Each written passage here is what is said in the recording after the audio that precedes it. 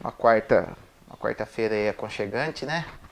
E a nossa expectativa é que você esteja em família para poder receber tudo aquilo que os céus têm para comunicar conosco nessa noite. Hoje é um dia muito especial, né? Hoje, dia primeiro, além de ser aniversário do meu filho, né? Hoje meu filho completa 10 anos. É um motivo de alegria no Senhor, né? Esse presente que Deus deu para nós.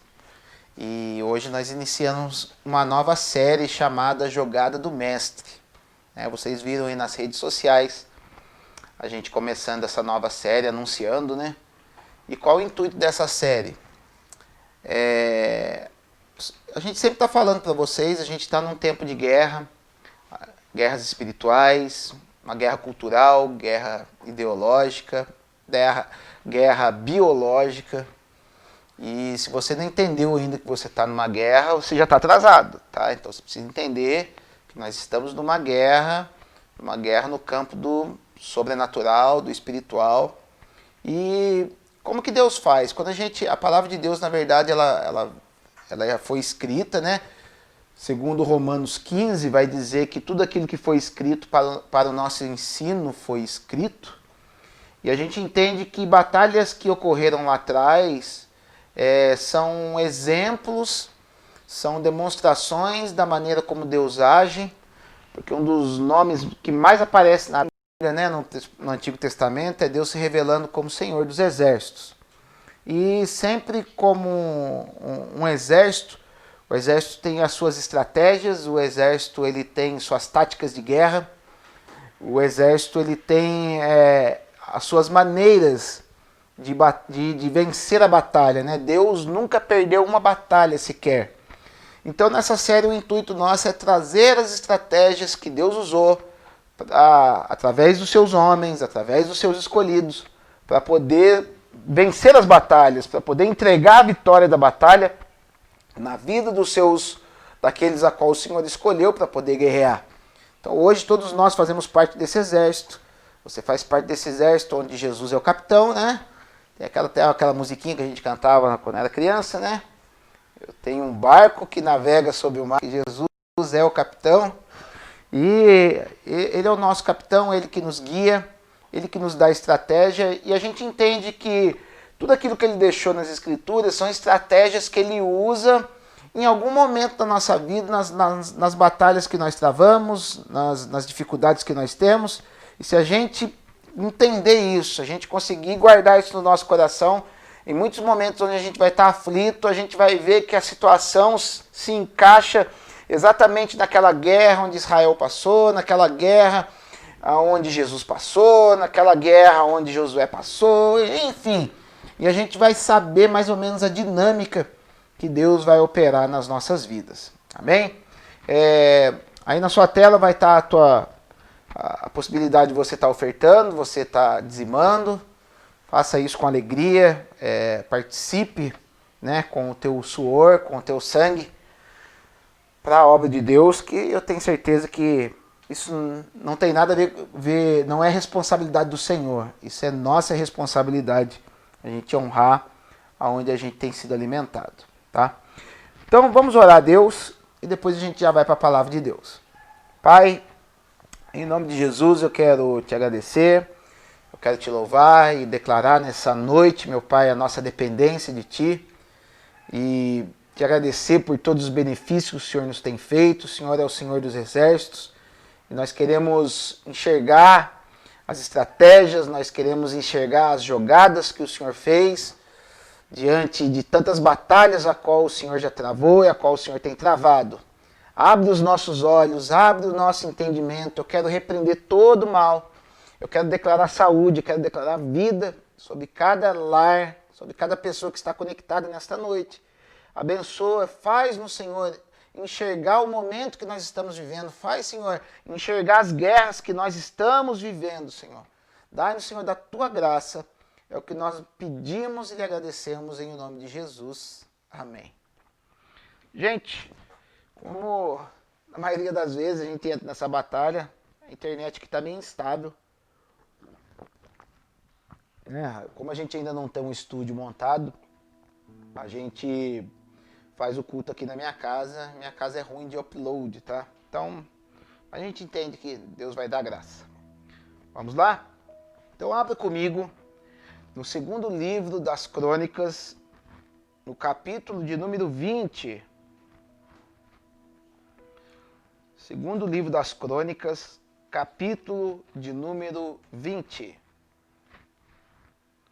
A partir do versículo de número 1, tá? Pode me acompanhar aí na sua casa, seu culto doméstico aí. Vamos lá.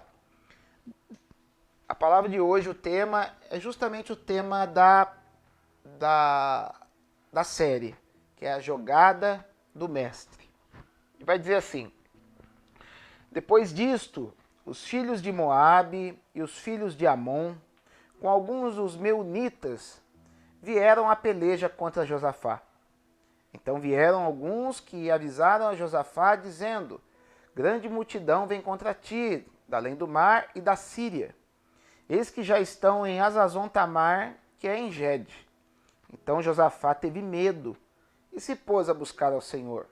E apregoou jejum em todo Judá. Judá se congregou para pedir socorro ao Senhor. Também de todas as cidades de Judá veio gente para buscar ao Senhor.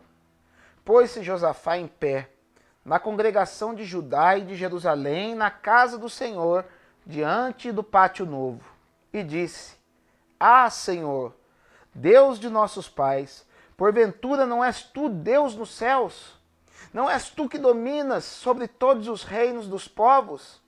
Na tua mão está a força e o poder, e não há quem te possa resistir. Porventura, ó nosso Deus, não lançaste fora os moradores dessa terra, de diante do teu povo de Israel, e não deste para sempre a posteridade de Abraão, teu amigo? Habitaram nela, e nela edificaram um santuário ao teu nome, dizendo: se algum mal nos sobrevier, espada por castigo, peste ou fome, nós nos apresentaremos diante desta casa e diante de ti, pois o teu nome está nesta casa, e clamaremos a ti na nossa angústia, e tu nos ouvirás e livrarás. Agora, pois, eis que os filhos de Amon e de Moabe e os de Monte Seir, cujas terras não permitistes a Israel invadir, quando vinham da terra do Egito, mas deles se desviaram e não destruíram. Eis que nos dão o pago, vindo por lançar-nos fora da tua possessão, que nos deste em herança. Ah, nosso Deus, acaso não escutarás tu o teu julgamento contra eles? Porque em nós não há força para resistirmos a essa grande multidão que vem contra nós, e não sabemos nós o que fazer, porém os nossos olhos estão postos em ti.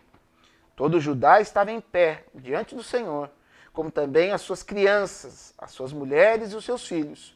Então veio o Espírito do Senhor no meio da congregação sobre Jaziel, filho de Zacarias, filho de Benaia, filho de Jeiel, filho de Matanias, levita dos filhos de Asaf, e disse: dai ouvidos todo o Judá, e vós, moradores de Jerusalém, e tu, ó rei Josafá, ao que vos diz o Senhor, não temais, nem vos assusteis por causa desta grande multidão, pois a peleja não é vossa, mas de Deus. Até aqui por enquanto. Gente, aqui a gente vê um retrato de uma oposição, de uma guerra que se levanta contra um homem chamado Josafá.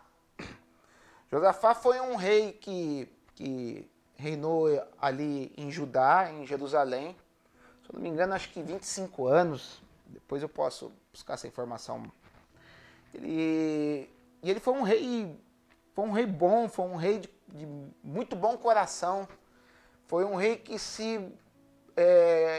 gastou parte do seu ministério, né, do seu reinado em buscar ao Senhor, né? Ele teve um exemplo em parte do seu pai, era o rei chamado Asa, e Asa teve seus problemas, assim como nós temos. Josafá também teve seus problemas, mas era um homem que buscava Deus em sinceridade.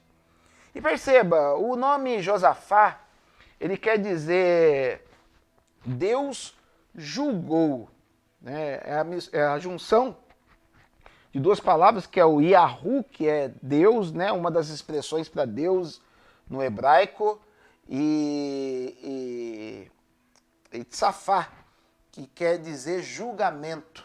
Então, Deus julgou. E a gente vai ver que uma característica predominante, né, de Josafá foi a sua busca pela justiça. Foi a sua sede por justiça. E o Senhor Jesus ele vai dizer para nós no Sermão do Monte que bem-aventurados aqueles que têm fome e sede de justiça, porque serão saciados. Isso é muito legal, porque quando a gente tem a fome e a sede por justiça, a gente trabalha por isso, a gente investe nisso, a gente faz com que todas as nossas ações apontem para a justiça, como se nós estivéssemos no lugar de Deus. Né? Não é problema nenhum, nós estamos na terra para poder representar Deus, nós não somos Deus, mas nós somos embaixadores de Deus, somos representantes de Deus na terra. E quando a gente se coloca a operar nos atributos de Deus aqui na terra, como amor, justiça, fidelidade, acontece parece que nós chamamos a atenção de Deus, parece que Deus ele olha pra gente num olhar apaixonado. Deus ele olha pra gente se enxergando em nós. Deus tem um prazer grande por se enxergar, não que Deus seja narcisista ou que Deus precise disso, mas Deus ele se alegra em que nós refletamos a sua face. Quando Deus olha para nós, quando a gente olha para um filho, né? E a gente olha no filho algumas características boas, nossa, embutidas nele, né? Hoje eu gastei muito tempo do meu dia refletindo, né? Eu gosto muito da numerologia, da maneira como ela trata com a gente. E o fato do meu filho fazer 10 anos, a gente vê que é o encerramento é a completude de um ciclo, né? A gente sabe que o 7 fala de perfeição, o 3 fala de insistência na Bíblia, fala de coisas temporárias sendo seladas, e o 10 ele fala da completude de um ciclo, né? E eu vejo que hoje eu vi Deus completando um ciclo no meu filho. Justamente hoje ele mostrou algumas qualidades. Justamente hoje Deus se revelou a ele de uma forma muito particular, que eu não vou falar aqui agora. Deus realizou um sonho dele assim no dia do aniversário dele. Então a gente consegue ver Deus falar através dessas pequenas coisas. E eu comecei a ver algumas características minhas, né? Infelizmente ele tem mais características da Elisandra nele, né? Eu queria que ele tivesse mais das minhas. Não que seja ruim, mas o pai quer ver mais, né? Mas ele tem algumas minhas e eu tirei um tempo aqui agradecendo o Senhor por tudo isso que ele tem feito. E Josafá era esse cara. Josafá era esse cara que Deus olhou lá de cima e falou, a minha justiça se revela nele. Né? Assim como o amor de Deus se revelava em Davi, né? Era um homem segundo o coração de Deus. Deus olhou para Josafá e viu ali a minha justiça se revela. A gente vai ver no começo do capítulo 19 o profeta dando um puxão de orelha em Josafá, né? Porque ele foi lá, se ajuntou com Acabe, que era o marido de Jezabel, ajudou ele em algumas guerras. Como eu disse, não existe perfeito. Não existe perfeito aqui hoje na Nova Aliança, não existia perfeito no Antigo Testamento, só existirão os perfeitos quando Jesus estabelecer o seu trono na terra e nós que temos o corpo corruptível, nós que temos o corpo corruptível, nós vamos ser perfeitos, aí sim vai acabar tudo isso, mas por enquanto é isso aí, né? No caminho do aperfeiçoamento. Então o que acontece? Hoje, aqui no texto, Josafá ele se vê diante de uma situação muito inusitada, onde os amonitas, os moabitas e uma turminha lá chamado Filhos do Monte Seir se levantaram contra ele. Agora a gente tem que entender o porquê que se levantaram contra ele. Porque quando a gente vai para o capítulo 19 de 2 Crônicas, a gente vai ver que Josafá, depois que ele ajudou Acabe na guerra, ele volta para o seu país, né? Lembrando que não era aquela... A gente está falando de um contexto de 1500 a.C., 2000 a.C., onde... Desculpa, 1000 a.C., mais ou menos. E o que a gente percebe? O cara não tem como pegar um avião e ir lá para a guerra e voltar. Então, quando o cara ia para a guerra, ele ficava 1 ano, 2 anos praticamente fora. E quando ele volta para a sua terra, ele começa a estabelecer juízes sobre todo o território de Judá. Então ele escolhe homens de valor e dá um sermão para eles, falando assim, ó, eu estou colocando vocês como juízes agora para que vocês estabeleçam justiça na terra. E a forma como Deus julga não é como o homem julga. Eu não quero que vocês julguem por aparência, eu não quero que vocês julgam de forma parcial, porque vocês julgam como se fosse Deus julgando. E se vocês fizerem isso errado, Deus vai tratar com vocês. E ele chega especificamente na cidade santa, que é Jerusalém, e ali ele não estabelece o juiz em si, o governador, né? Ele estabelece levitas, ele estabelece alguns sacerdotes para que pudessem julgar, porque ali teria que ser um julgamento ainda mais teocrático, ainda mais segundo Deus. Porque dali do centro religioso, onde eles viviam, emanava todas as outras decisões, emanava todas as outras características de caráter que os juízes, né, que os governadores das outras terras precisavam ter. Então olha para você ver o nosso papel, porque nós somos aqueles que representam Jerusalém. Da nossa forma de julgar, da nossa forma de nos estabelecermos, da nossa forma de operarmos segundo Deus, depende tudo aquilo que nos rodeia. Você pode pensar que não, mas é. Você, homem, mulher de Deus, você é o representante de Deus na terra. Você é aquele que busca Deus, que opera em Deus e que traz influência para o mundo. Você pode achar que não, mas deixa eu te dar um toque.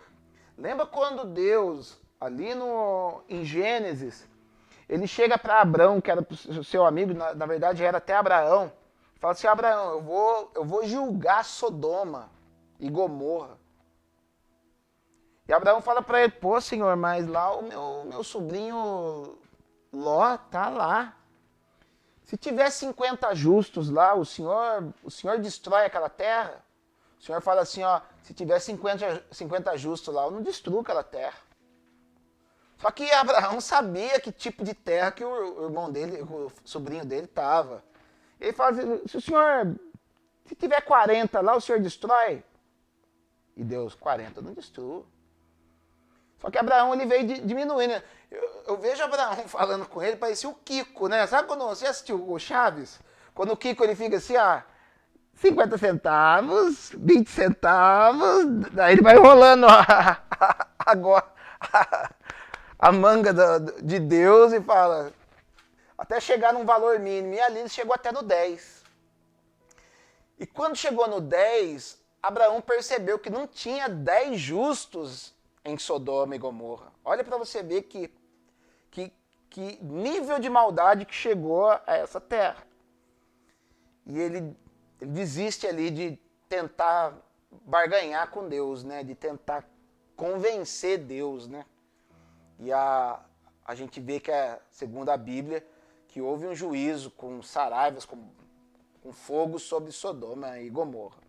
Mas o que a gente percebe com isso? Que quando há justos na nação, quando há justo numa cidade, quando há justo num bairro, quando há justo dentro de uma casa, o Senhor, ele guarda de exercer o seu juízo, o Senhor retarda o seu juízo, o Senhor, ele ouve a voz daquele que é justo. Então eu e você, nós somos elementos elementos essenciais, principalmente para esse tempo que nós estamos vivendo. Então, quando ele faz isso, ele estabelece os seus atos de justiça e vai falar, né, que quando depois vai falar de Josafá, vai falar que ele foi conhecido como um homem que tirou os lugares de idolatria. Ele foi um cara que tirou o culto a Baal, porque quando a nossa adoração, quando a nossa busca por justiça, quando o nosso amor a Deus ele é extravagante, pessoas são libertas da idolatria, pessoas têm a sua mente aberta. Não que ele tenha chegado lá e falado, a partir de hoje é proibido adorar Baal. Ele não fez isso, ele faz pela influência, ele faz pela maneira como ele ama a Deus, ele faz isso porque isso transborda na vida. É para isso que Deus nos chamou. Agora perceba, diante de tudo isso, um cara que estabeleceu justiça, um cara que amava a Deus, um cara que tinha comunhão com Deus, um cara que refletia um atributo de Deus. De repente, 3 nações, 3 povos se levantam contra ele, e eram povos grandes, eram povos relevantes na época. Os moabitas, os amonitas e alguns homens ali de En-Gedi, que era uma região ali montanhosa, que lá embaixo vai falar que é os habitantes do Monte Seir. Pois bem, a gente tem que entender em primeiro lugar, para a gente definir a estratégia que Deus usou para poder dar graça para Josafá. Por que esse povo se levantou contra Josafá? Sendo que Josafá nem levantou guerra contra eles, foram eles que vieram guerrear contra Josafá. A gente tem que começar a entender. Na verdade, quando Josafá institui juízes que julgassem segundo Deus naquela região, era-se como Moabe, os amonitas, os moabitas, eles começaram a ficar estrangulados pela justiça que operava ao seu redor. Perceba como as guerras em Deus elas são ganhas assim. A gente vai ganhando território até o momento que nós vamos estrangulando o inimigo começa a ficar sem ação, o inimigo ele começa a ficar sem maneira de agir, ele começa a ficar sem campo de atuação. Porque uma vez que a vontade de Deus se estabelece ao nosso redor, aquilo se torna uma cultura. E quando se torna uma cultura, as minorias não têm como se levantar mais contra aquela cultura. Eles vão ficando encurralados, e isso acontece até mesmo ao nosso redor. Às vezes a gente trabalha assim com famílias, a gente vê que a família muitas vezes está desestruturada, a família está a ponto de cair, e a gente vê que ou o marido, ou o esposo, ou até mesmo o filho se levanta operando injustiça, e aquilo começa a ser derramado na mãe ou no pai, e aquilo vai ganhando, e aquele outro que vai ficando, que ainda não quer se render a Cristo, ele vai ficando encurralado, ele vai ficando sem campo de ação, ele vai ficando constrangido, ele vai... E o que acontece? Parece que nesse momento, ele dá um grito de como um último sussurro para tentar sobreviver. Ele dá o último grito, ele parece que ele arranca a sua espada e dá um grito para tentar intimidar o inimigo, para tentar intimidar aqueles que estão influenciando aquele ambiente. Sabe, como se você chegasse num formigueiro, e você joga o veneno no formigueiro, e num primeiro momento, você pensa que não está acontecendo nada, mas daqui a pouco sai aquele monte de formiga, dá a impressão que eles estão saindo daquela maneira calorosa, assim, para poder nos enfrentar, para poder intimidar quem esteja mexendo com aquele formigueiro, mas você vê que elas saem para poder morrer. Sabe? Porque já estão contaminadas, mas parece que o último grito, é aquela coisa de tentar intimidar. E aqui foi a mesma coisa. Então esses homens se levantam, e sabe o que aconteceu? Josafá teve medo. E a gente sempre fala da questão do medo, A gente sempre fala que a gente não deve ter medo, o próprio Senhor Jesus fala, não temas. Mas perceba que existem alguns tipos de medo, nem todo medo é ruim. Existe o medo que nos paralisa, que esse medo é ruim, o medo que tira, que nos que nos sabota, que nos subtrai a confiança em Deus, onde a gente quer se esconder de qualquer forma, mas existe o medo que nos empurra para Deus. Existe um certo tipo de medo que nos faz ir para o colo do Pai. E esse medo é bom. Esse é o medo de cuidado, é o medo no sentido de temor, é o medo no sentido que eu preciso correr para alguém mais forte. Diferente do outro medo que ele corre para si mesmo, ele corre para dentro de um casulo, ele corre para dentro das suas próprias ideias, dos seus próprios conceitos, da sua própria humanidade. Esse medo aí, a gente tem que estar fora. Mas Josafá, ele corre, né? Esse medo impulsionou ele teve medo, vai falar no verso 3, que ele teve medo e se pôs a buscar o Senhor. Então aquilo impulsionou ele, é tipo, pô, agora não tem para onde ir. Eu tenho que buscar Deus. Percebam para vocês verem. Não sei se vocês estão notando o cenário mundial, o cenário brasileiro nesse momento. A gente não tem para onde correr, né? Muita gente votou em fulano, ciclano, tal, para esse aí vai nos salvar, né? E apesar até das boas intenções de alguns, a gente tá vendo que não é. Então qual que é a expectativa? Qual que é o nosso posicionamento? Correr para o Senhor. Esse medo, né? Essa inquietação que vem até nós diante de um cenário caótico que se apresenta, tem que produzir em nós o que? Corrermos para o braço do Senhor, corrermos em oração para Deus, para pedir socorro mesmo, para pedir estratégia. Para falar, Pai, aqui tá osso, eu preciso de ajuda. Não, é a primeira reação que nós temos que ter. O pai, o filho, a primeira pessoa que ele tem que procurar é o seu pai. A primeira pessoa que ele tem que procurar não é o seu amigo, não é ninguém. A primeira pessoa que nós temos que procurar é o nosso pai. E vai falar que quando ele busca o Senhor, ele entra em uma prática de disciplina espiritual, ele apregou um jejum e ele vai para onde? Para a casa de Deus, ele foi para a igreja, ele foi para onde as coisas espirituais se desenrolam. Os nossos problemas não vão ser sanados lá no banco, ainda que lá seja talvez o destino final, que vai ser a vitória. Mas a fonte da vitória, a fonte da instrução, a fonte da resolução da guerra começa em primeiro lugar buscando ao Senhor, e em segundo lugar buscando ir na onde opera o culto ao Senhor. É lógico que dentro das nossas casas também, mas no meio religioso onde o Senhor estabeleceu o que se chama igreja, que se chama povo de Deus. É ali que nós erguemos a voz em conjunto e as nossas orações elas vão se encaixando. É ali que um ferro vai afiando o outro. É ali que onde Deus estabelece, ele tem um tempo para tratar de uma maneira única com o seu povo. E ele começa a clamar ao Senhor, falando, o Senhor é o Deus dos céus e tal, e olha para você ver a diferença de um homem que busca Deus. Porque ele não busca Deus de uma maneira religiosa que a religiosidade criou. Tipo, vai lá, reza 10 Pai Nosso.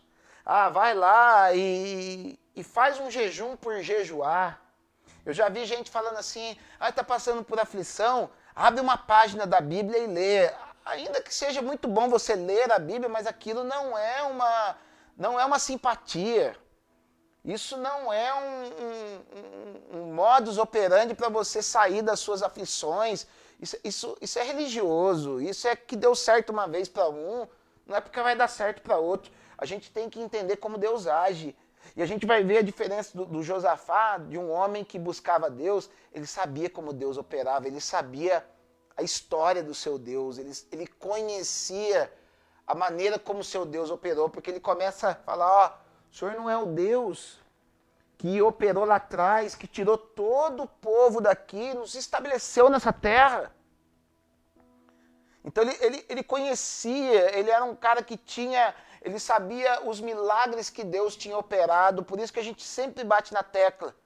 Tempo de Bíblia, tempo para conhecer o Senhor, tempo para estudar sobre o Senhor, porque isso forma na nossa mente, isso forma no coração um estabelecimento sólido da maneira como Deus age. A gente começa a entender, se Deus lá atrás ele fez assim, não seria muito para ele fazer novamente. Se Deus lá atrás fez 1, 2, 3 vezes da mesma maneira, não seria muito para ele fazer dessa maneira novamente. Então ele começa a conversar com seu pai, ele começa a conversar com Deus, falando, Deus, você fez para ele, por que não pode fazer para mim? É igual a gente que tem irmão, né? Eu tenho uma irmã, e quando nós éramos pequenos, às vezes um ganhava uma coisa e o outro não ganhava. E como que a gente chegava no pai? Né? Ô pai, você deu para ela, não vai dar para mim? É normal. O senhor fez lá atrás daquela maneira, por que não pode fazer agora para mim? Não é encurralar Deus, é falar, você já agiu desse jeito, eu conheço o teu coração, eu sei que você pode operar dessa maneira. E Josafá, ele fez isso. E ele começa a falar, não à toa o Senhor fez isso por nós, o Senhor não iria nos colocar numa terra para a gente perder essa terra. Olha para você ver, ele racionaliza a sua fé. A fé é um culto racional, como diz Paulo. Não é algo subjetivo, não é algo que você precisa viajar na maionese, não. Ele racionaliza a sua fé, ele fala assim, não, a gente construiu um templo aqui para adorar o teu nome. O Senhor nos colocou aqui, não é à toa que o Senhor fez tudo isso para nos tirar daqui, para acabar com tudo isso. Perceba, ele racionaliza. A estratégia de guerra que Josafá começa a fazer, começa no relacionamento entre pai e filho. Começa no conhecer a Deus. Começa em falar para Deus, se lá atrás foi desse jeito, agora eu creio que pode ser de novo. E a fé, né? A fé, ela agrada a Deus. Hebreus 11:6 vai dizer, ora, sem fé é impossível agradar a Deus. E a fé precisa se fundamentar em algo. A fé não vaga no espaço sideral.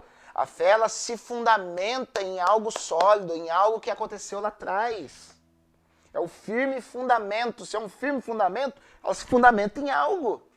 Ele se fundamenta o quê? Na história que o povo viveu com Deus, na história dos seus antepassados. E não há problema nenhum você se fundamentar nos testemunhos que o seu irmão deu, na vida das pessoas que você tem visto Deus operar, na maneira como Deus já agiu no Brasil, já agiu no mundo. É assim que funciona o negócio. E é muito legal que na hora que eles começam, né, a clamar, né, algo começa a brotar no coração. E eu acho muito legal a palavra que ele fala no verso 12. Ah, nosso Deus, acaso não executarás o teu julgamento contra eles? Olha para você ver. Por que ele fala isso? Porque justamente ele estabeleceu os juízes, ele operava em justiça. Então ele falava assim, Senhor, aquilo que eu creio, aquilo que eu operei, que reflete a tua presença, que reflete a tua face, o Senhor não vai operar isso com eles? O Senhor não vai fazer isso para eles? Porque eu estou falando de uma coisa, eu estou operando numa coisa aqui no mundo, eu estou expressando um atributo teu, e agora eu gostaria muito de ver esse atributo vindo ao meu favor. Porque eu tenho andado em justiça. Então, quando a gente opera num atributo de Deus, a gente pode pedir isso para Deus. Agora, o problema é quando eu sou injusto, né? E eu quero pedir justiça para Deus. Sai totalmente fora da palavra. Lembra que Jesus fala, Mateus 7,12, ele vai falar assim, ó, tudo que quereis que os homens vos façam, fazei também vós, porque esta é a lei e os profetas. Então ele queria que alguém fizesse isso por ele, então ele já tinha feito lá atrás, o investimento dele tinha sido feito lá atrás. Então ele fala isso com Deus e clama por justiça, até porque ele era inocente na história. Se vocês forem buscar na palavra de Deus, vocês vão ver que ali em Deuteronômio, capítulo de número 2, o povo de Israel, quando estava saindo, né, nas suas peregrinações no Egito, e teve um momento que eles tinham que passar pela terra de Moabe, né? Moabe, para quem não sabe, Moabe e Amon, eles são descendentes de Ló. Então, Ló, ele coabitou com as suas filhas o embriagaram e tiveram filhos com Ló. E deles, de uma filha nasceu Amon e da outra filha nasceu Moabe. Então são filhos de incesto. Há uma maldição sobre esse povo. É um povo que... Só que quando eles foram atravessar pela terra deles, e eles perguntaram, Senhor, a gente guerreia com eles, a gente destrói eles. Deus falou assim para eles, não mexam com esse povo. Passem reto, se precisar de alguma coisa, comprem deles, mas não mexam com esse povo. Porque eu vou tratar com esse povo em momento oportuno, porque existia uma certa ligação desse povo com o povo de Israel. Era descendentes de Ló, por mais que nasceram em pecados, Deus tinha a sua maneira peculiar de tratar com esse povo. Então Deus falou, não mexa com eles, que eles não vão mexer com vocês. E ficou por isso mesmo. Então eles obedeceram a Deus. Olha como é bom a gente obedecer as instruções de Deus, sem muitas vezes a gente não entender. Existem algumas obediências que a gente obedece lá atrás, que a gente vai entender aqui na frente. Porque quando eles operaram nisso, eles puderam requerer do Senhor, ó Senhor, aquela vez a gente foi obediente, a gente não tocou num fio de cabelo daquele povo. Então eles não têm o que falar da gente. Nós nunca fizemos nada contra eles. E daí, o que acontece? Agora começa a grande jogada do mestre. Né? Como um jogo de xadrez, parece que Deus agora começa a movimentar as suas peças para poder estabelecer a vitória.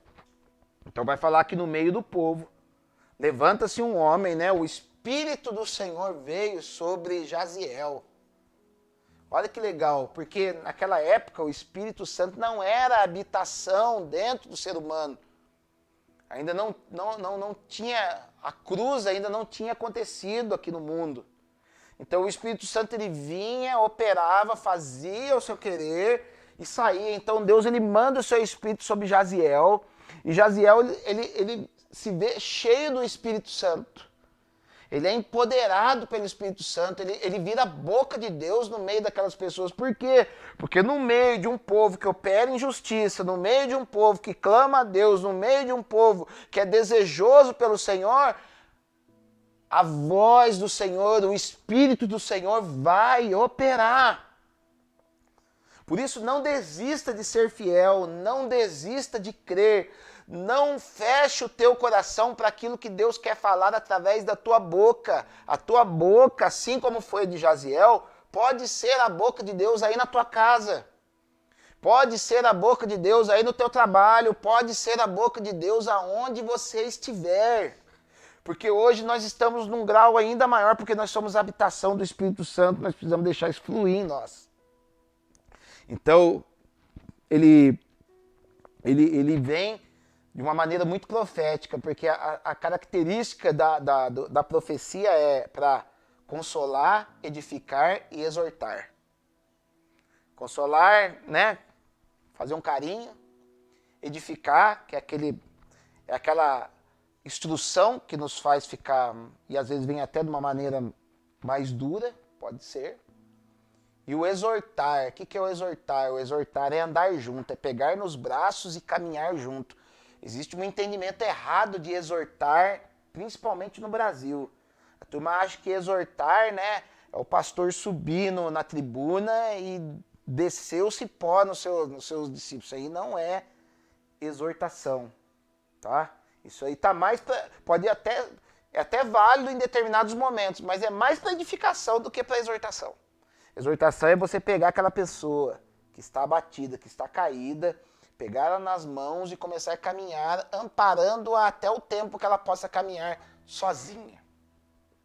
Então esse Espírito, ele vem com essa exortação, né? Veio sobre eles, e ele fala assim, ó, dai ouvidos, está no verso 15, todo o Judá e vós, moradores de Jerusalém, ou seja, não era uma mensagem para meia dúzia, era uma mensagem para uma nação, era uma mensagem que rompia as barreiras geográficas. Era uma mensagem para todos aqueles que criam no Senhor. E tu, ó rei Josafá, o que diz o Senhor, não temais. Né? Então agora ele já fala num medo paralisante. Não precisa ter medo paralisante, não precisa ter medo que te afaste de mim. Não precisa ter medo que mine a sua fé. Nem vos assustei por causa desta grande multidão, porque o exército era maior que eles.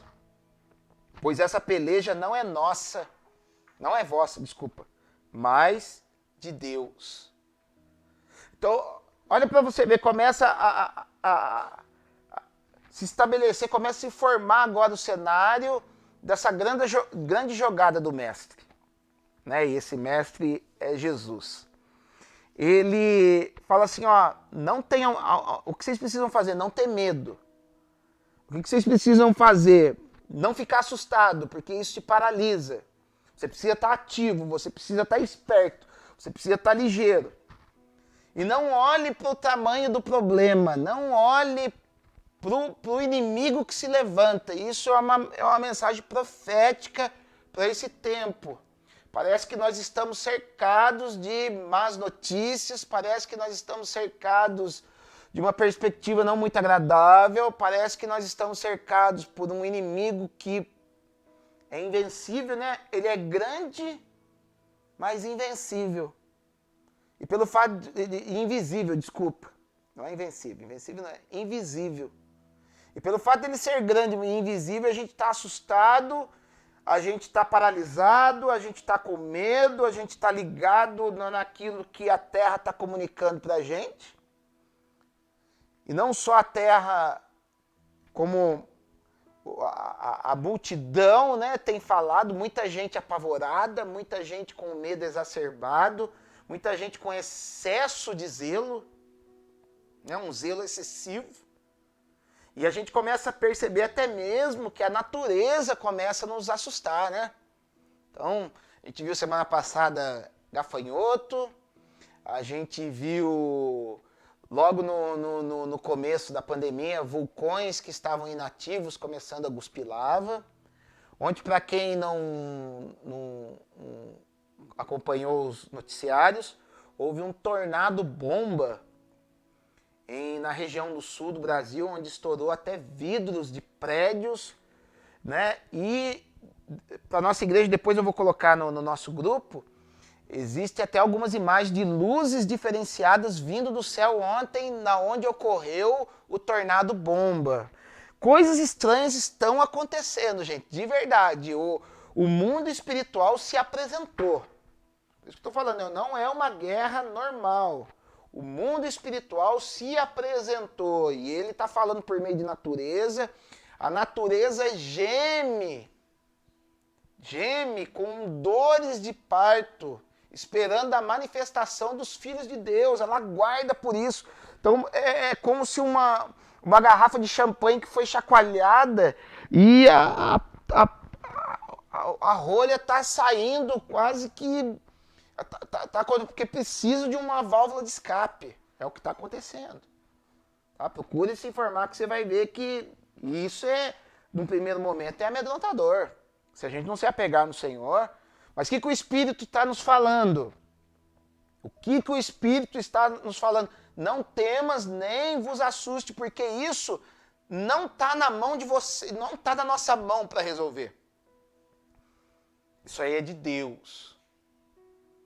Não está na nossa mão no sentido que a gente não pode pegar uma espada, que a gente não pode pegar aí uma arma e sair matando o espírito, porque o espírito é espírito. E também nós fomos chamados também para sair matando gente para a rua. Não foi chamado para isso.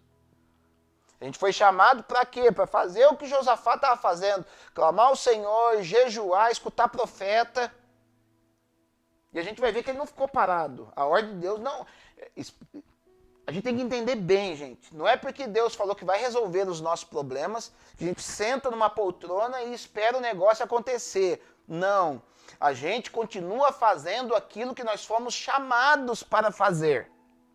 A gente continua resolvendo os problemas que estão ao nosso alcance para resolver, mas entendendo que a parte sobrenatural Deus vai fazer. Então ele fala assim, ó, essa peleja aí não é de vocês, essa peleja é minha. Sabe por que a peleja era de Deus? Sabe por que ele fala isso, né? Pois a peleja não é vossa, mas é de Deus? Porque o povo estava operando em justiça. Porque o povo tinha plantado justiça lá atrás. Josafá, como representante do povo, ele operou em justiça. E quando a gente vai para Deuteronômio, capítulo 32, se eu não me engano, lá no verso 35, ele vai falar assim, ó, não procura se vingar de quem está fazendo mal para você, mas dai lugar à ira. Está até em Romanos também esse texto. Mas dai lugar à ira. Que ira? Não é a nossa ira. Dai lugar, deixa Deus se irar com essas coisas. Porque a mim pertence a vingança e a recompensa. Deus fala assim, ó, tem coisas que vão fazer para você, tem coisas que vão te injustiçar, mas fica tranquilo, continua fazendo o teu. Porque eu vou entrar nessa história e eu tenho a maneira de julgar, eu tenho a maneira de estabelecer, não precisa você, por isso que é importante liberar perdão. A gente vai ver que operar em justiça, né, operar na justiça, estabelecer juízes justos, para o cara poder ser justo ele tem que ter um coração perdoador, porque quando meu coração guarda rancor, quando meu coração não perdoa, eu vou operar em injustiça, eu sempre vou ser tendencioso, eu sempre vou ser parcial. E Deus nos chamou para sermos imparciais. Deus nos chamou para julgar segundo a maneira dele. Porque Deus, Jesus lá na cruz não ficou, eu não vou na cruz não, porque fulano ali não crê em mim. Jesus não fez isso. Ele simplesmente operou na sua natureza de amor. E quando nós operamos na natureza de amor, Deus ele fala assim, ó, fica tranquilo, faz o que você tem que fazer, porque eu vou resolver. Mas o que eu tenho que fazer? Então vamos lá, vamos continuar o texto. Amanhã descereis contra eles. Ó, então, ó, para você ver como não é ficar parado. Esperar Deus fazer não é ficar parado. Ele fala assim, ó, amanhã descereis contra eles. Ou seja, eles foram para a guerra. Eles foram de encontro ao inimigo. Descereis contra eles que sobem pela ladeira de Ziz, encontrá-lo-eis no fim do vale, defronte do deserto de Jeruel. Ou seja, eles foram para o vale, eles foram para o lugar onde fica difícil de fugir, eles foram para o lugar onde o inimigo facilmente seria encurralado. Mas eles precisavam ir para poder enfrentar os seus inimigos. Então, qual é a estratégia, qual é a jogada do mestre na minha e na tua vida?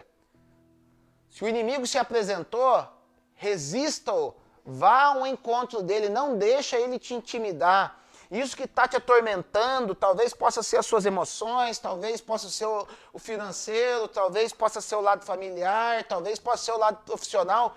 Vá de encontro a ele, porque quando nós vamos de encontro àquilo que nos amedronta, quando nós vamos de encontro àquilo que quer nos tragar, o que nós estamos fazendo? Nós estamos trabalhando na nossa mente, a nossa mente começa a ser trabalhada, e o nosso subconsciente vai entendendo que não é aquilo que nos domina.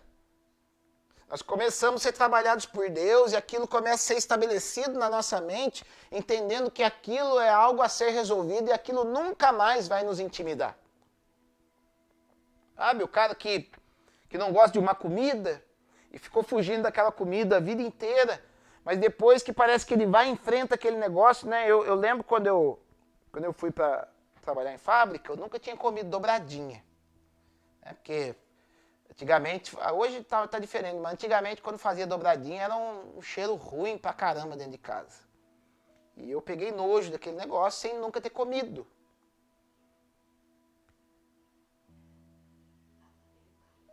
Então, quando eu fui pra fábrica, trabalhei pra caramba lá na fábrica e quando eu fui pro jantar, era dobradinha. E a peãozada tudo comendo dobradinha lá. Eu falei, se eu não comer dobradinha aqui, vão chamar o de riquinho. Eu vou ter que comer. E eu fui e enfrentei isso aí. E não é que hoje um dos meus pratos preferidos é a dobradinha? Porque eu fui e enfrentei aquela dificuldade, aquilo que me intimidava, né? Deu um exemplo idiota, mas você pode amplificar isso para tudo aquilo que te intimida, para tudo aquilo que lhe traz medo, para tudo aquilo que quer te dominar. Você precisa se levantar, pelo menos, e ir rumo, em direção a isso aí. Você não pode fugir, você precisa enfrentar os seus problemas. E foi isso que eles fizeram. E eles foram justamente num vale. Um lugar, né? O vale geralmente é o lugar de tratamento de Deus. É o lugar. E era um vale perto de um deserto. Dois lugares que biblicamente conhecidos como um lugar onde Deus ele trata com as pessoas, né? A gente vai ver Deus falando, né, em Oséias, que ele atraiu o seu povo para o deserto para poder falar ao coração do povo. Então, no deserto é um lugar onde verdades se estabelecem. No deserto é um lugar onde nós somos obrigados a ouvir a voz de Deus. E Deus mandou o povo para esse lugar. Por quê? Porque além de Deus querer agir para o seu povo, Deus também queria se revelar ao outro povo. Então eles descem e vai falar no verso 17, neste encontro, Deus dando direção para eles.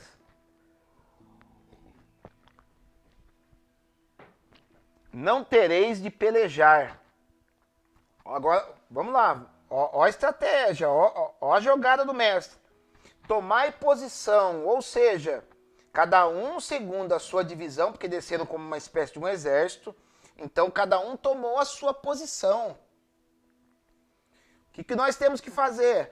Para que nós venhamos a vencer as nossas batalhas, nós temos que estar posicionados em Deus, nós temos que estar posicionados no nosso chamado, nós temos que estar posicionados no nosso ministério, nós temos que nos posicionar. Acabou o tempo do politicamente correto. Sabe o cara que não se posiciona? Você vê na rede social, ele agrada um, ele agrada o outro lado, ele quer agradar todo mundo. E quando a gente vai agradar todo mundo, a gente desagrada Deus. A gente tem que tomar posição. Ah, mas eu vou perder adepto, eu vou perder seguidor, eu vou perder amigo. Perca, mas não perca nunca o Senhor. Tome posição.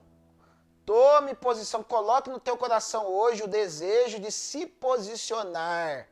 Um exército, ele vence porque todos estão posicionados no seu devido lugar. Então, tomai posição. Olha para você ver que paradoxo de Deus. Tomai posição. Ficai parados. Então, perceba. Na estratégia, quando Deus pelejará por nós, nós temos que tomar a nossa posição e ficar parados. Então, quando eu estou... Porque quando eu me posiciono, eu já agi. Ficar parado não é a mesma coisa que não agir. Ficar parado é se estabelecer, você se posicionar onde Deus chamou para que você esteja. As pessoas acham que ficar parados é a mesma coisa que não agir. Não. A turma acha que ficar parado é sentar no sofá. Não, ficar parado é ficar estabelecido aonde Deus nos posicionou. E vede o livramento que o Senhor vos dará. Ó Judá e Jerusalém, não temais, nem vos assusteis. Amanhã saíres ao encontro, porque o Senhor é convosco. Então isso é muito bom a gente receber do céu, recebe do céu essa noite, que Deus, Ele é conosco. A principal estratégia de Satanás É ele vir buzinar na nossa orelha que Deus caiu fora da gente. Ó, nem conta com Deus, que Deus já caiu fora de você. Quem cai fora é o mercenário. Quem cai fora é Satanás. Foi Judas que na hora que viu que Jesus se posicionou, ele caiu fora. Em João 10 vai falar do bom pastor, vai falar que quando o lobo chega, é o mercenário que cai fora. O mercenário é o simbolismo de Satanás. É o simbolismo do cara que não presta, é o simbolismo da pessoa que não está com a gente. Então ele fala, ó, fica tranquilo, porque Deus está conosco. Deus está conosco. Deus nunca nos abandonou. Por mais que nós estamos passando por momentos difíceis, até mesmo como igreja, a palavra de Deus já disse para nós lá como é importante conhecer o que Deus falou, que as portas do inferno não prevaleceriam contra a igreja, não vai. Hoje, eu tenho certeza que muitos dos que estão nos escutando hoje aí, vocês fazem parte da igreja. Se você está nos escutando e não faz ainda, cai para dentro. Cai para dentro porque o bicho está pegando e se você não estiver dentro daquilo que se chama igreja, se você não pertencer à noiva do Senhor, aí sim eu digo que você tá lascado. Aí o negócio vai ficar estreito cada vez mais para você. Então, vai dizer assim, verso 18. Então Josafá se prostrou com o rosto em terra, e todo o Judá e os moradores de Jerusalém também se prostraram perante o Senhor e o adoraram. Olha para você ver o quão é importante a figura do líder no meio de um povo. O quanto é importante você, pai, você, mãe, que na sua casa a tua adoração, a tua reverência ao Senhor, os teus atos proféticos, a tua maneira como se relaciona com o Senhor, porque uma vez que você faz, os teus filhos vão fazer também. Uma vez que você se reverencia ao Senhor, isso vai se tornar uma prática dentro da tua casa, isso vai se tornar uma prática no teu trabalho, isso vai contagiar pessoas. Né? Tem gente que contagia e tem gente que contamina. Seja aquele que contagie, não aquele que contamine. Né? O cara que contagia, a mulher que contagia é aquela que adora o Senhor e estimula os demais a adorarem também. Aquele que contamina é aquele que, pelas suas atitudes ruins, pela tua língua malvada, tenta destruir relacionamentos, tenta contaminar ambientes, se torna uma pessoa tóxica. Não seja esse tipo de pessoa. Então, no 19 diz, dispuseram-se os levitas, dos filhos dos coatitas e dos coreitas. Os levitas, filhos dos coatitas, eram aqueles responsáveis em levar a arca de Deus, eram aqueles responsáveis a fazer o ofício mais nobre dentro do tabernáculo, que era acessar o lugar santíssimo.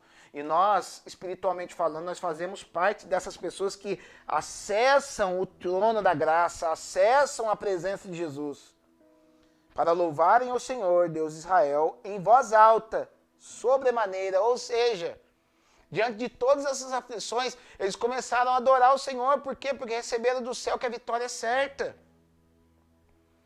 Hoje é dia de você, depois que acabar esse culto, você adorar o Senhor na tua casa, você pular de alegria, você cantar em nome do Senhor, porque a jogada do mestre, ela produz isso. Quando a gente confia na jogada do mestre, ela vai produzir adoração, ela vai produzir alegria, ela vai produzir confiança, ela vai produzir a contemplação a Deus. E quando eu contemplo a Deus, eu me faço parecido com Deus.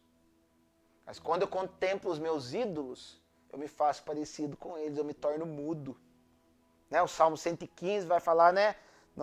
As pessoas adoram ao Deus de prata, de ouro, obra de suas mãos. Tem mãos, mas não tocam, tem olhos, mas não olham, tem ouvidos, mas não ouvem.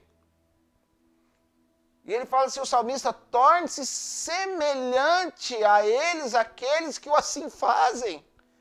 Ou seja, está falando de ouro e prata, ou seja, você põe dinheiro naquilo. Né? Independente se é imagem, independente até se é um sentimento ou uma paixão. Você vai investir dinheiro naquilo.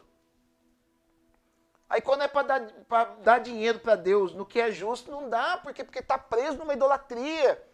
Tá gastando, tá jogando recurso naquilo que não pode satisfazer. Mas quando a gente contempla o Cristo, né, o Cristo libertador, o Cristo que habita em nós, né, ele não se torna um ídolo, ele se torna um Senhor. É diferente, né, do ídolo para o Senhor. O ídolo é aquele que faz as nossas vontades, o Senhor é aquele que nos domina. E ele nos domina num amor tão grande que nós nos apaixonamos por ele. Então o povo começa a adorar o Senhor. Então olha o resultado de tudo isso. Pela manhã, cedo, se levantaram e saíram ao deserto de Tecoa. O deserto de Tecoa é um deserto muito famoso na Bíblia, né? Sempre vai aparecer nos contextos bíblicos, né? E vai dizer assim, ao saírem eles, pôs-se Josafá em pé. E ele faz um discurso dizendo, ouvi-me, ó Judá, e vós, moradores de Jerusalém. Agora, olha a instrução de ouro. Olha jogada do mestre para nossas vidas, para que isso nos traz conforto, isso nos dá estratégia. Ele fala assim, ó, crede no Senhor vosso Deus e estarás seguros. Ou seja, a minha fé tem que estar no Senhor. A minha fé é depositada no Senhor. E isso me traz segurança. Me traz segurança que nada vai me acontecer? Não.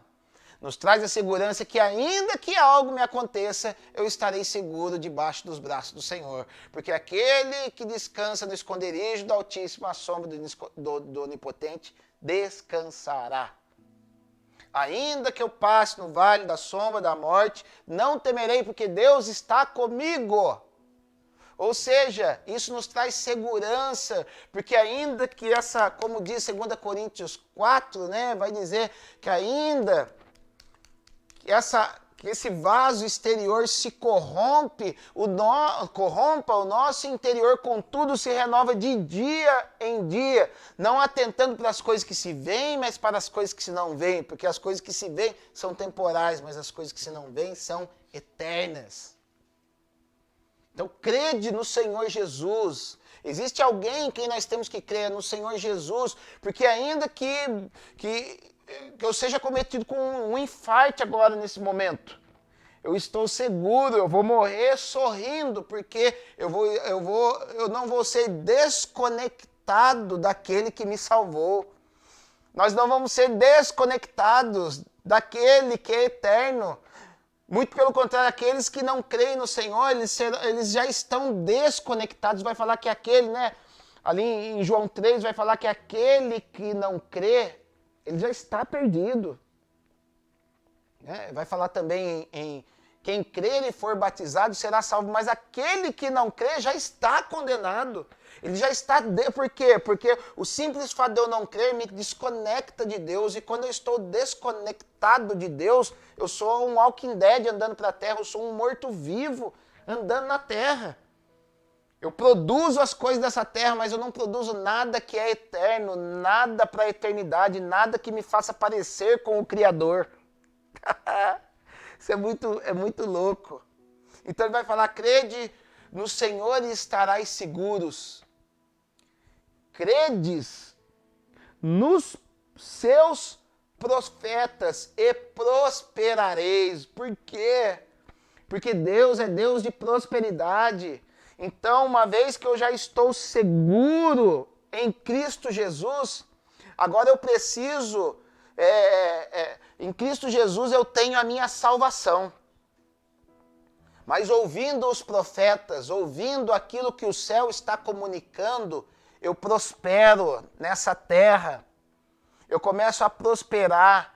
Quantos conselhos, quantas palavras que você já tomou de um homem de Deus e aquilo te fez prosperar? Não é simplesmente ouvir uma palavra e sair fazendo. Aquilo tem que testificar no teu coração. aquilo tem que falar contigo, aquilo tem que comunicar algo poderoso dentro de você. Aquilo tem que casar, aquilo tem que te trazer paz. E quando aquilo te traz paz, quando aquilo comunica, quando aquilo casa com você, é porque Deus está te conduzindo à prosperidade. Quando você segue aquilo, então, a gente recebe pessoas ali na igreja, a gente fala, ó, a partir de agora, age, não que a gente seja guru de ninguém, não, mas a gente traz a maneira bíblica, ó, disso o Senhor se agrada, disso o Senhor não se agrada. E quando as pessoas dão ouvido ao profeta, elas começam a prosperar. Lembra como Jesus falou, ó, se você não honrar as pessoas, você não recebe nada daquelas pessoas que você não honra. Então ele fala assim, ó, aquele que honra o profeta na qualidade de profeta, ele receberá o quê? Galardão de profeta, ou seja, ele receberá o quê? Aquela palavra que o profeta falou para ele creu, ele deu guarida, aquilo vai produzir efeito na vida dele. Então Josafá estava falando assim, ó, vamos, a gente creu no Senhor, a gente é filho de Deus. E o que o Jaziel falou, da parte do Senhor, se a gente crer naquilo, a gente vai ter vitória em cima daquilo. A gente não vai estar só seguro na vida eterna, a gente vai ter vitória em cima daquilo que ele falou, mas a gente precisa crer. A gente precisa dar vazão naquilo. Então, ele vai falar, aconselhou-se com o povo e ordenou cantores para o Senhor, que vestidos de ornamentos sagrados e marchando à frente do exército, o povo foi adorando à frente, louvasse o Senhor dizendo, olha, tem uma musiquinha que aqui em hebraico não dá para a gente cantar. Rendei graças ao Senhor, porque a sua misericórdia dura para sempre. Ou seja, eles começaram a adorar essa frase. Rendei graças ao Senhor, porque a sua misericórdia dura para sempre. E foram cantando, e foram adorando isso. Por quê? Porque quando a gente adora, quando a gente faz uma musiquinha com algo, aquilo, né? O Caneta Azul não pegou na nossa mente? Né? Quando veio o Caneta Azul, aquilo lá ficou martelando, né? A gente ia dormir e sonhava com aquilo batendo na nossa orelha. Caneta azul, azul caneta. Por quê? A música rimada, ela tem a capacidade de se fixar na nossa consciência. E quando o povo fez isso, eles estavam fixando aquilo na consciência. Quando a gente, por isso que eu falo, abra sua boca, fale daquilo que você crê. Se você conseguir fazer uma rima com aquilo, para você fazer uma musiquinha, faça. Aquilo precisa fixar dentro do nosso coração e da nossa mente. Aquilo precisa estar vivo. Aquilo precisa ser algo que saia do meu coração. A boca fala do que o coração está cheio. E o povo estava crendo na misericórdia de Deus.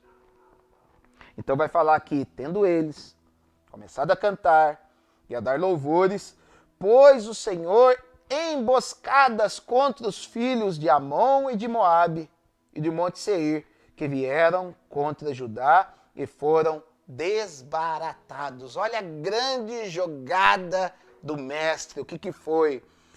Trazer a sua palavra ao povo, instigar o povo confiou no Senhor e o povo contemplou a maneira como Deus agiu. Como Deus agiu?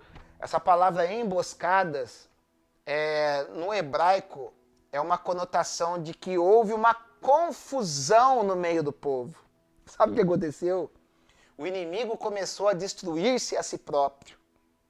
O inimigo, achando que tinha vencido a batalha, eles começaram a matar os outros. Eles começaram a se matar. E sabe o que acontece? Deus, ele é especialista em, através da confusão, desabilitar o povo para aquilo que ele não quer que ele faça. Lembra na Torre de Babel? Torre de Babel, o povo já estava agora... Eu já falei isso para vocês. Babel foi o estabelecimento de um portal para a atração de demônios para a terra. As trevas estavam vencendo, as trevas estavam... Nimrod, né, cuja palavra quer dizer rebelião. E Nimrod estava, opa, ganhamos, as trevas marcaram o seu território sobre a terra. Mas vai falar que Deus, ele confunde a língua daquelas pessoas e começou a haver confusão entre eles. Daí a palavra Babel. Aqui, essa emboscada que Deus colocou foi justamente o ego de um trabalhando contra o outro. a fúria de um trabalhando contra a fúria do outro, até o momento que não sobrou nenhum mais. Com Jesus foi assim. Vieram querendo derrubar a Cristo, né? Colocaram um homem ali, Judas, incitado por Satanás para poder matar o Cristo. Opa, vencemos a batalha. As trevas estavam cantando vitória. Vencemos a batalha, né? Muitas vezes usaram até, né? O inimigo usa contra nós. Graças a Deus vencemos. Mas o que aconteceu? Aquilo foi uma emboscada. Quando matam a Cristo, na verdade, estavam liberando mais poder para o povo, estavam justificando a nós, estavam nos empoderando com o pensamento, com a mente de Cristo. Aquilo que estava sobre um homem passa a ser hoje sobre uma nação, chamada nação de Deus, chamado Israel de Deus. E o que a gente vê hoje? O inimigo, né? O inimigo ele ganha mas o inimigo ele é cheio de si mesmo, o inimigo é cheio de ego. Então ele vence mas depois ele se derrota. Comece a enxergar isso até no cenário político, isso tem acontecido. O cara vai lá, ele pensa que está ganhando, daqui a pouco um se levanta contra o outro. E foi isso que aconteceu. Porque a peleja não era deles. Isso homem nenhum pode fazer. Só Deus consegue tocar no coração dos homens. A Deus pertence o coração dos homens. Por mais que uma pessoa seja rebelde a Deus, Deus ele tem pleno acesso ao coração dessa pessoa para fazer o que quiser, porque ele é Deus. Então a jogada do mestre foi o quê? Foi ter um povo justo. A jogada do mestre foi o que? Estabelecer a justiça. A jogada do mestre foi adoração. A jogada do mestre foi crer naquilo que Deus estava falando. A jogada do mestre foi Deus trabalhar colocando confusão no inimigo. E eu quero, finalizando nessa noite, declarar sobre a tua vida que aquilo que você já não tem mais esperança para que venha se consertar, para aquilo que você está intimidado, com medo do inimigo te atropelar, para aquilo que você acha que você já não consegue mais fazer. Eu quero te dar uma estratégia, uma jogada do mestre para você. Creia no Senhor Deus e estarás seguro. Creia naquilo que a voz profética está falando no teu coração e prosperará. E o resto Deus vai fazer. Inimigos cairão sozinho. Inimigos cairão ao longo do processo. 1000 cairão ao teu lado, 10.000 à tua direita, e você não será atingido, porque o Senhor está pelejando por nós. Amém? Vamos orar ao Senhor. Eu quero declarar vida, eu quero declarar vitória, eu quero declarar graça sobre a tua vida. E que essa palavra possa te empoderar e não deixe o inimigo colocar, você está emocionalmente. Não. É graça de Deus entrando no teu coração, é estabelecimento de Deus entrando no teu coração, para que ele possa agir de maneira plena em você, na tua família, nos teus negócios, nas tuas emoções, enfim, na tua vida. Pai, em nome de Jesus eu quero te agradecer, quero te louvar por todos os benefícios que nos tem feito, pedir que a tua graça venha nos encher, para que o teu Espírito venha nos empoderar, para que a tua voz seja clara aos nossos ouvidos, porque nós queremos crer cada vez mais em ti, Senhor. Nós queremos nos derramar cada vez mais da tua presença, Senhor. Obrigado por tudo que tem feito. Em meio às lutas, o Senhor tem permanecido fiel em nossas vidas, Pai. Nós te agradecemos, nós te louvamos, nós queremos te bendizer, Pai, e declarar toda a nossa dependência a ti, meu Pai. Pai, continua estabelecendo as jogadas tuas no nosso coração, para que a gente venha a ser verdadeiros guerreiros vencedores, em o nome de Jesus. Amém. Deus abençoe a vida de você, Deus abençoe a tua casa, Deus abençoe a tua saúde, Deus abençoe os teus negócios, em o nome de Jesus. Amém. Grande beijo.